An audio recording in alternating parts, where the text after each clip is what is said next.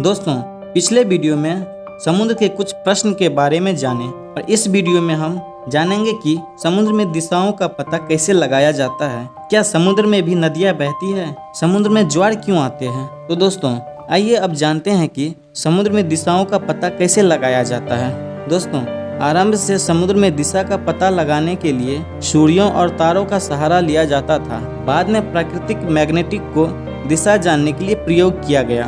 पानी के कटोरे में लकड़ी के टुकड़े तैराए जाते थे और फिर उन पर मैग्नेट रख दिए जाते थे। उन मैग्नेट का सिर हमेशा उत्तर दक्षिण दिशा में रहते थे। इस मैग्नेट के सिरों की स्थिति से दिशा का ज्ञान हो जाता था।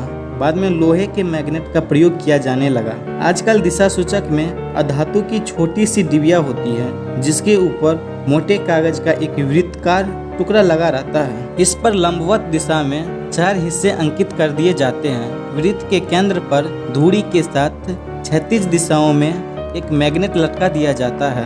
कांच की प्लेट में इन सब को डिबिया में बंद कर दिया जाता है। मैग्नेट के 2 सिरे उत्तर दक्षिण दिशा की ओर रहते हैं। इससे यह पता चलता है कि उनका जहाज किस दिशा में जा रहा है। इसके अलावा जाइटो कंपास नाम का एक यंत्र का भी इस्तेमाल दिशा जानने के लिए किया जाता है। ये तो पता चल गया कि समुद्र में दिशाओं का कैसे पता लगाया जाता है। अब जानते हैं क्या समुद्र में भी नदियां बहती है? दोस्तों, यह तो हम सब जानते हैं कि नदियां समुद्र में जाकर मिल जाती है, लेकिन आपको पता होना चाहिए कि धरती की सतहों की तरह समुद्र में भी जलधाराएं बहती है जिनका वेग अलग अलग स्थान पर अलग अलग होता है। समुद्र में जलधाराएं बनने के 3 कारण हैं। समुद्र के पानी को एक जैसा करने के लिए समुद्री धाराएं पैदा हो जाती है। समुद्र की सतह पर चलने वाली हवा का भी समुद्री धारा पर प्रभाव पड़ता है। 1952 में प्रशांत महासागर में 90 मीटर की गहराई पर क्रोमवेल नामक धारा खोजी गई थी जो 5625 किलोमीटर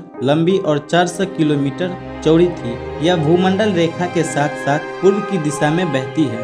दोस्तों, अगर आपको समुद्र के नीचे बहती नदियों के बारे में जानना है तो आपको हमारे पिछले वीडियो समुद्र के नीचे बहती नदी को देखना होगा। इस वीडियो का लिंक डिस्क्रिप्शन में है, आप वहां जाकर वीडियो को देख सकते हैं। सबसे अंतिम प्रश्न है, समुद्र में ज्वार क्यों आते हैं? दरअसल दोस्तों, ज्वार पानी की उठती और गिरती विशाल लहरें होती है और समुद्र में ज्वार आना एक स्वाभाविक क्रिया है। समुद्र में ज्वार आने के लिए चंद्रमा का गुरुत्वाकर्षण बल उत्तरदायी है। चंद्रमा के गुरुत्वाकर्षण बल से पानी के ठोस भाग में तो परिवर्तन नहीं होता, लेकिन समुद्र के पानी में उतार चढ़ाव अवश्य पैदा होता है। आमतौर पर समुद्र में किसी स्थान पर प्रतिदिन 6 घंटे तक पानी ऊपर उठता है और अगले 6 घंटे तक नीचे गिरता है। चंद्रमा पृथ्वी के सतह के जिस ओर होता है, ज्वार भी उसी तरफ आता है और उसकी विपरीत दिशा में भी आता है। एक दिन और रात में किसी एक स्थान पर 2 बार ज्वार आते हैं। विश्व के सबसे ऊंचे ज्वार ठंडी खाड़ी में आते हैं। इनका औसत उठाव 14.50 मीटर होता है। दोस्तों,